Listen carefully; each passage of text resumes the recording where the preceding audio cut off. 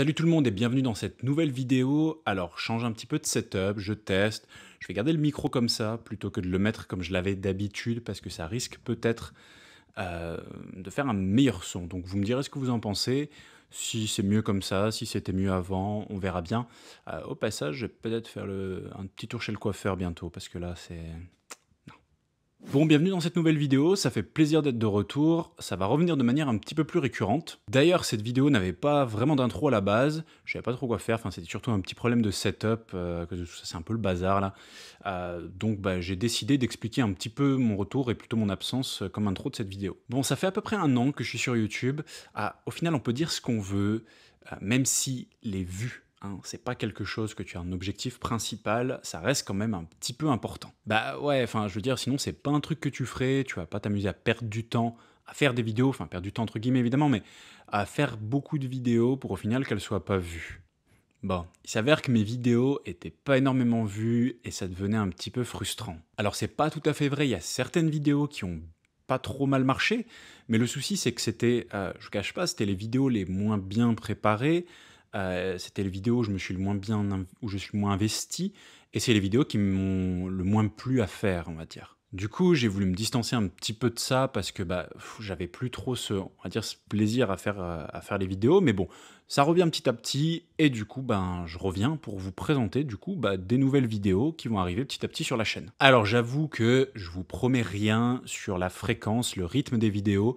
Ce sera une vidéo toutes les 2 semaines, une vidéo toutes les semaines et demie, une vidéo toutes les semaines, peut-être même un peu plus, je sais pas.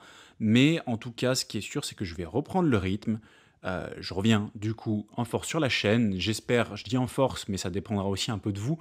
Donc allez-y, lâchez tous les j'aime, ce que vous voulez. Ça me fait plaisir. En tout cas, je reviens, on va reprendre les vidéos petit à petit. Il va y avoir du contenu supplémentaire, donc restez dans le coin. N'hésitez pas à faire tourner ça tout autour de vous. Moi, je vous laisse directement avec la vidéo.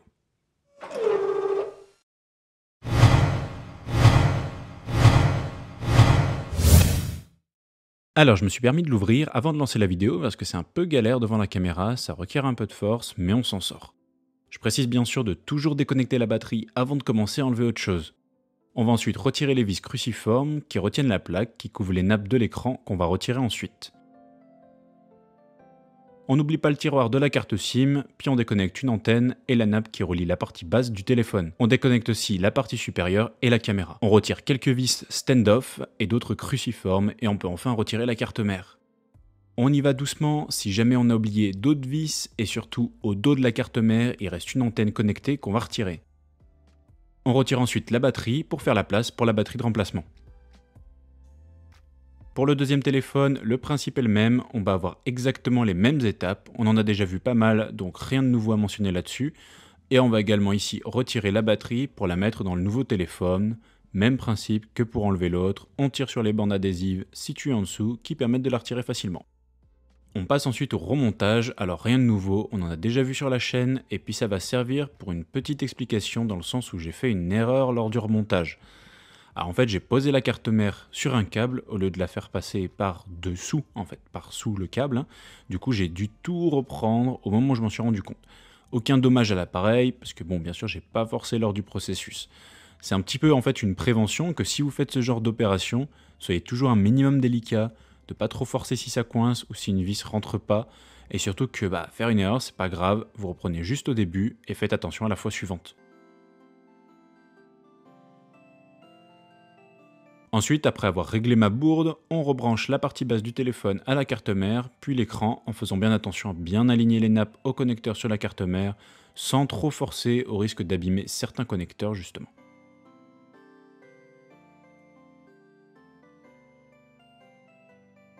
Je place ensuite une batterie pour tester et être sûr que tout s'est bien passé. On éteint à nouveau le téléphone, retire la batterie et place les adhésifs qui vont maintenant tenir la batterie en place. Alors attention, c'est pas les adhésifs officiels, donc si jamais je voulais retirer la batterie plus tard, dans mon cas ce serait un petit peu plus difficile, mais c'est surtout un adhésif de maintien, donc de toute façon, ça va pas complètement garder la batterie collée pour toujours.